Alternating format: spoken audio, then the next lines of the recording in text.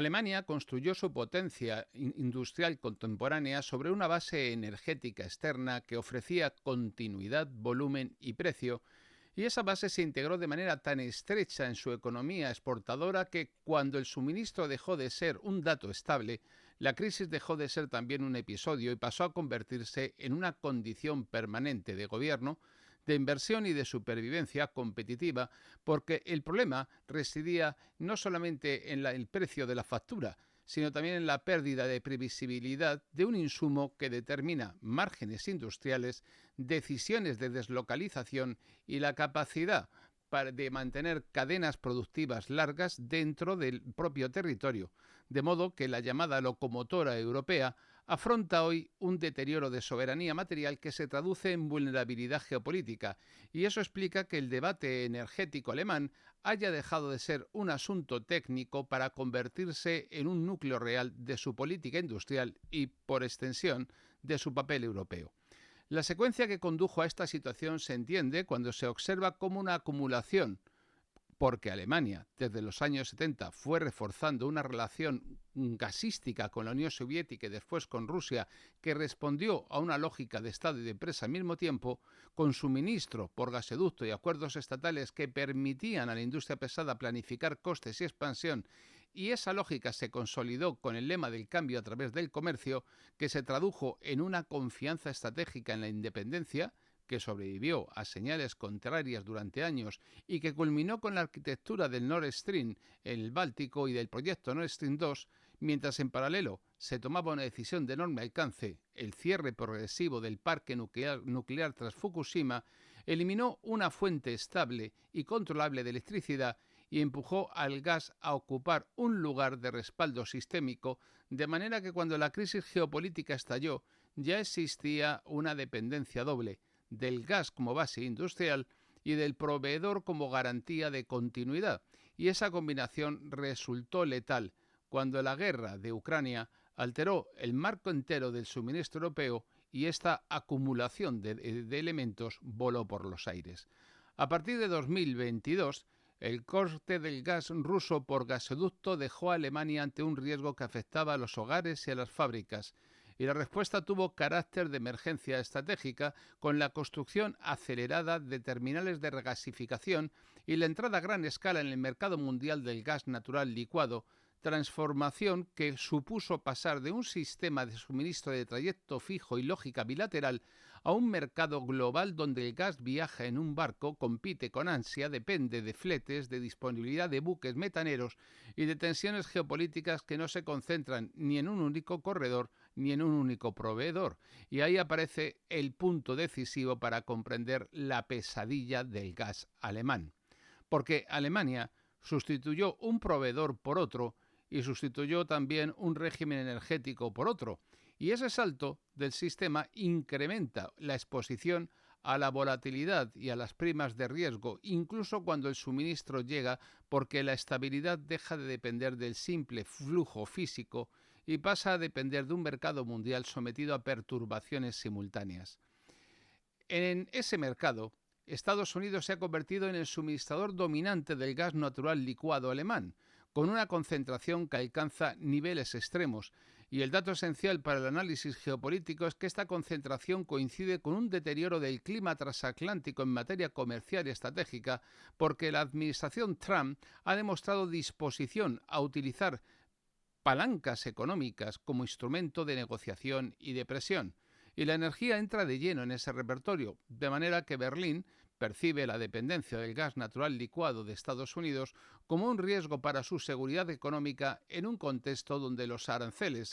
de Estados Unidos, la regulación tecnológica y las cuestiones territoriales con Europa se han convertido en campos de disputa. Y el tipo de riesgo no exige un corte total del suministro porque basta con que exista una condicionalidad de política y una posibilidad de presión sobre los precios o incluso sobre la posibilidad de una suspensión o reducción del flujo, sobre las licencias, sobre la orientación de los cargamentos o sobre las expectativas de mercado, para que una economía industrial como la alemana, en la que la incertidumbre sostenida encarece la financiación, ralentiza la inversión y empuja también abajo la producción, empiece a trasladar la capacidad productiva a espacios con energía más barata y más previsible. Alemania ya no es un lugar adecuado para invertir y para producir. El gobierno alemán ha reaccionado de una manera que revela la gravedad del problema.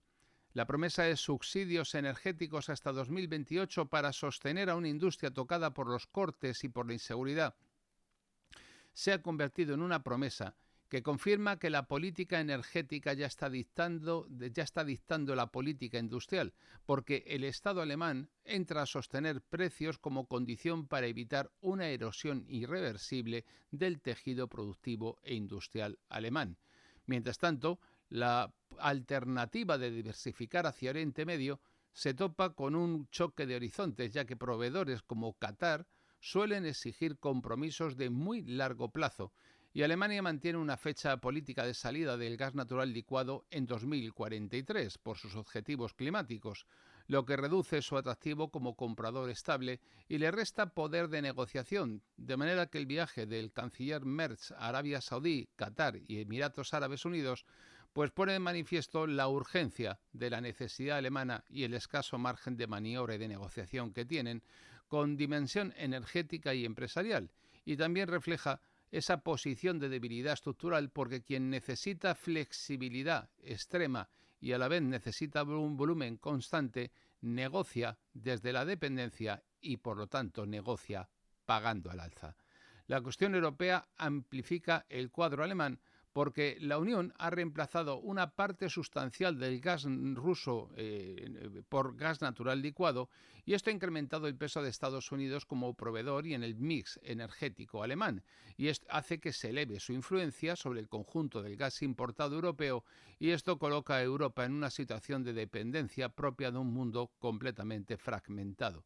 con dos grandes exportadores energéticos convertidos en polos de presión en distintos términos, y con un tercer polo que aparece cuando se plantea la salida por la vía de acelerar renovables, electrificación y tecnologías verdes, ya que la transición reduce dependencia de combustibles fósiles, pero desplaza la dependencia hacia cadenas industriales y suministros tecnológicos dominados fuera de Europa, con un efecto estratégico clarísimo. El continente trata de blindarse en